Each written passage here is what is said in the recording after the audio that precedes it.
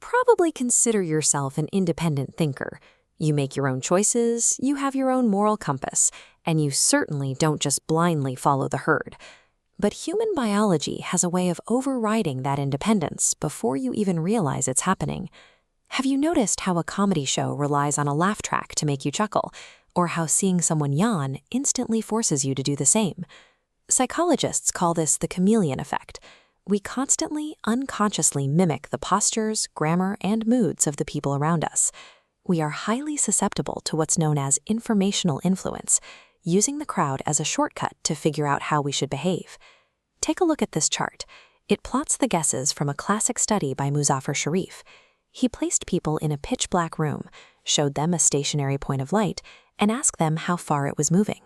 Because of an optical illusion, the light appeared to drift.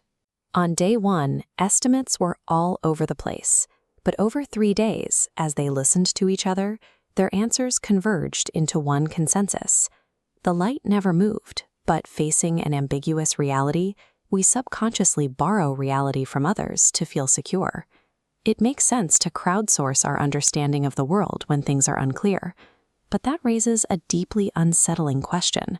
What happens to our fierce independence when the truth is staring us right in the face? Imagine a scenario where reality isn't ambiguous at all. The facts are clear, objective, and undeniable. Would you abandon what your own eyes are telling you just to avoid standing out from the crowd? Look at this diagram from Solomon Asch's famous conformity experiments. You have a standard line on the left and 3 comparison lines on the right.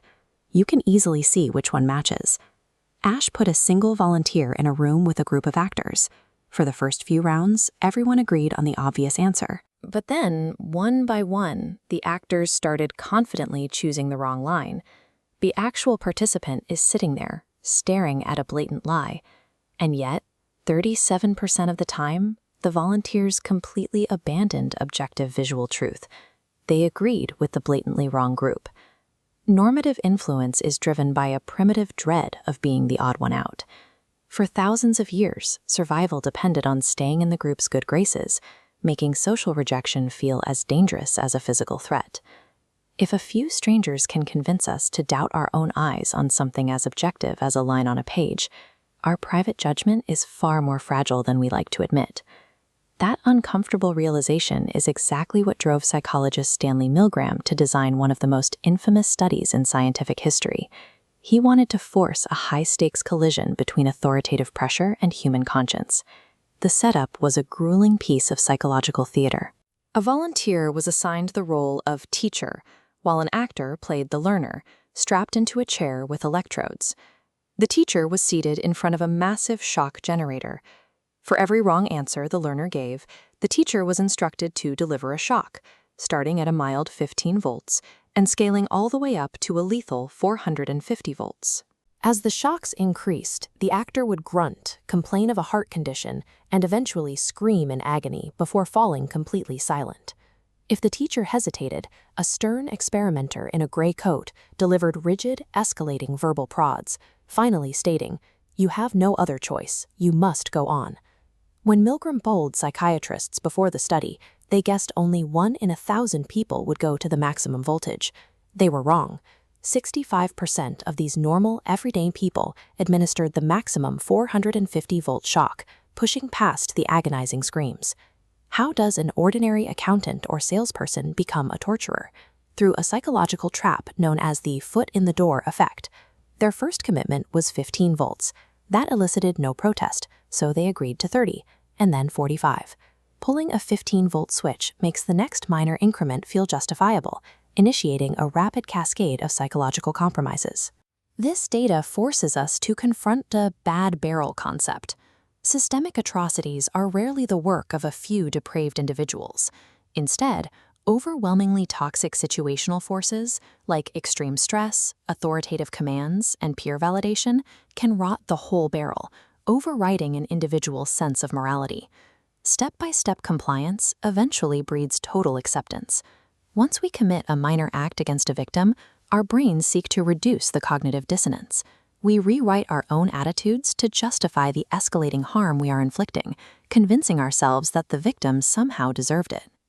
Looking at the Milgram data, it is easy to walk away feeling defeated. Are human beings ultimately destined to be nothing more than docile, programmable sheep, ready to follow any order given by someone in a lab coat? Fortunately, no. We also possess a psychological defense mechanism called reactance. When someone explicitly threatens our personal freedom or tries to force us into a corner, it triggers a powerful boomerang effect. We push back, naturally inclined to rebel simply to protect our sense of agency. You see this all the time. Overbearing public health warnings demanding that teenagers stop drinking often cause those exact teens to drink more. Or take the 2001 Canadian census. Irritated by what they felt was an intrusive government question about religion, 20,000 citizens deliberately defied the system by listing their official faith as Jedi. We have a deep psychological need for what researchers call moderate uniqueness.